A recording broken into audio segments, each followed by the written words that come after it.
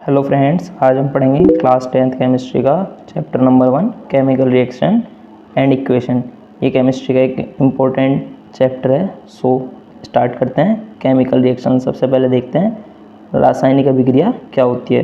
Chemical reaction a process in which one or more substances the reactants are converted to one or more different substances the product. Means के जिसमें chemical reaction वो process है, रासायनिक अभिक्रिया वह प्रक्रिया है जिसमें एक या एक से ज़्यादा पदार्थ जिन्हें हम अभिकारक रिएक्टेंट्स कहते हैं वो कन्वर्ट होते हैं एक या एक से ज़्यादा डिफरेंट सब्सटेंस अलग पदार्थों में, जिनको हम उत्पाद कहते हैं। यानी दो या दो से ज़्यादा अभिकारक आपस में मिलकर रासायनिक अभिक्रिया करते हैं और उत्पाद प्रोडक्ट बनाते हैं। प्रोडक्ट भी एक या एक से ज़्यादा बन सकता है, या फिर आप इसे ऐसे समझ सकते हैं कि the process in which a substance or substances undergo a chemical change to produce new substance or substances with entire new properties.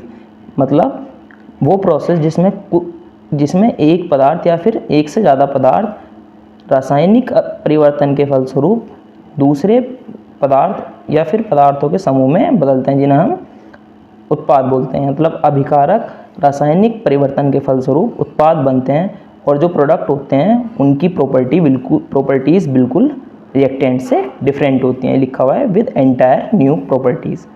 तो इस सब का मेन जो कंटेंट से हमें पता चलता है वो ये पता चलता है कि रिएक्टेंट्स रिएक्शन करते हैं, केमिकल चेंज करते हैं और कन्वर्ट होते हैं प्रोडक्ट्स में। अभिकारक आपस में अभिक्रिया करते हैं, रासायनिक अभिक्रिया संपन्न होती है और वो बदल जाते हैं उत्पाद में। क्वेश्चन है कि व्हाई डज केमिकल रिएक्शंस अकर। अब केमिकल रिएक्शंस क्यों होती हैं ये भी पता करना है कि केमिकल रिएक्शन होने की क्या वजह है। तो chemical reactions occurs because reactants are trying to become more stable in nature. अब कोई भी रिएक्टेंट जो पहले थोड़ा कम स्टेबल था वो क्या चाहेगा कि केमिकल रिएक्शंस के थ्रू वो अपनी स्टेबिलिटी बढ़ा ले, ज़्यादा स्टेबल हो जाए। तो if substances with greater stability are not obtain.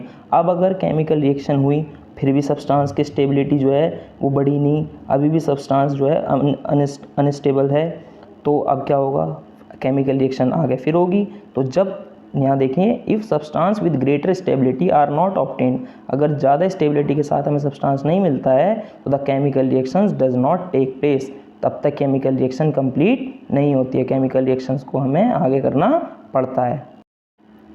देखते हैं केमिकल इक्वेशन क्या है। केमिकल इक्वेशन का क्या मतलब है, रासायनिक समीकरण। देखिए जैसे zinc oxide react with sulphuric acid and form zinc sulphate and water. Zinc oxide sulphuric acid से रिएक्शन करता है और जिंक सल्फेट और वाटर फॉर्म करता है। Writing this reaction in the form of a sentence makes the description of the reaction very long। अब हमने ये क्या केमिकल इक्वेशन को सेंटेंस की फॉर्म में लिख रखा है, ये बहुत ज़्यादा बड़ी है, इसे लिखने में भी टाइम लगेगा। सो हम इसके लिए एक शॉर्ट फॉर्म लाते हैं, zinc oxide plus sulphuric acid plus zinc sulphate plus water. ये इसे लिखने का एक ईजी वे होता है। हमने इसमें क्या करा, देखिए जिंक ऑक्साइड और सल्फ्यूरिक एसिड ये रिएक्टेंट का वर्क करते हैं और जब केमिकल रिएक्शन होती है तो zinc sulphate plus water form होता है, ये दोनों यहाँ पर प्रोडक्ट का वर्क। अब इसे और भी इजी बनाते हैं लिखना। हम यहाँ पर उनके नेम की जगह उनके साइंस प्रतीक का यूज़ करते हैं। जैसे हमने ये लिख लिया ZNO zinc oxide, H2SO4 sulphuric acid, ये दोनों इसमें रिएक्टेंट अभिकारक हैं। सो ये यहाँ बना ZnSO4 zinc sulphate plus H2O water, ये प्रोडक्ट उत्पाद बनता है। अब केमिकल रिएक्शन लिख तो ली, अब हमें इसे बैलेंस भी करना पड़ता है। Balance means left hand side में और राइट हैंड साइड में जितने भी एलिमेंट्स हैं उनके एटम्स के नंबर इक्वल होनी चाहिए। अब यहाँ देखते हैं जैसे एक जिंक है, इधर भी एक जिंक है, इधर एक ऑक्सीजन है, ये एक ऑक्सीजन ये रही, यहाँ ये सल्फेट था, ये सल्फेट यहाँ ऐड हो गया, ये हाइड्रोजन थी, ये यहाँ इसके साथ आ गई। सो ये तो बैलेंस है। बट अगर हमें करना पड़े तो कैसे करते हैं, तो to balance a chemical equation, chemical equation को बैलेंस करना। तो जिन रासायनिक समीकरणों के दोनों पक्षों में प्रत्येक तत्व के परमाणुओं की संख्या बराबर नहीं होती, अब अगर दोनों पक्ष में जो भी एलिमेंट्स हैं उनके एटम्स के नंबर इक्वल ना हो तो उनमें प्रत्येक तत्व के परमाणुओं की संख्या को बराबर बनाने की जो प्रक्रिया होती है यानी एटम्स के नंबर को इक्वल करने के लिए जो हमें प्रोसेस करनी पड़ेगी उसी को हम कहते हैं समीकरण को संतुलित करना। तो chemical equation in which the number of atoms of each element is not equal on both sides, the process of making the number of atoms of each element equal is called balancing the equation। यही बात हमने ऊपर लिखी हुई है कि chemical equations in which the number of atoms of each element, chemical equation में atoms के नंबर, जो भी एलिमेंट्स हैं उनके एटम्स के नंबर दोनों साइड बराबर करने की जो प्रोसेस होती है उसी को हम बोलते हैं बैलेंसिंग द इक्वेशन। एक एग्जांपल देखते हैं। ये मैग्नीज डाइऑक्साइड है। ये जब HCl से रिएक्शन करता है तो ये मैग्नीज डाइक्लोराइड MnCl2 और Cl2+H2O ये फॉर्म करता है।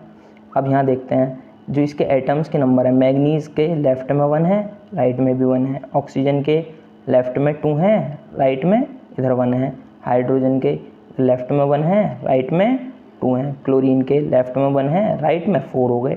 अब इन्हें कैसे करें?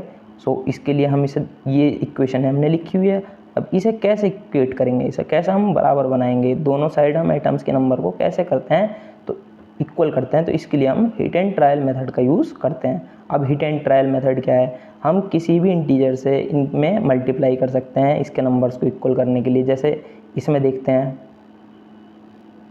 इसमें अगर हम इधर 4 से मल्टीप्लाई कर दें और इधर 2 से मल्टीप्लाई कर दें तो ये दोनों इक्वेट हो जाते हैं। अब आप देख लीजिए, यहाँ एक मैग्नीज है, इधर भी एक मैग्नीज है, ये 2 ऑक्सीजन है इधर, अब ये भी 2 ऑक्सीजन हो गई।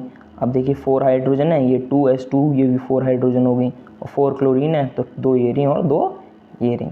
Thank you.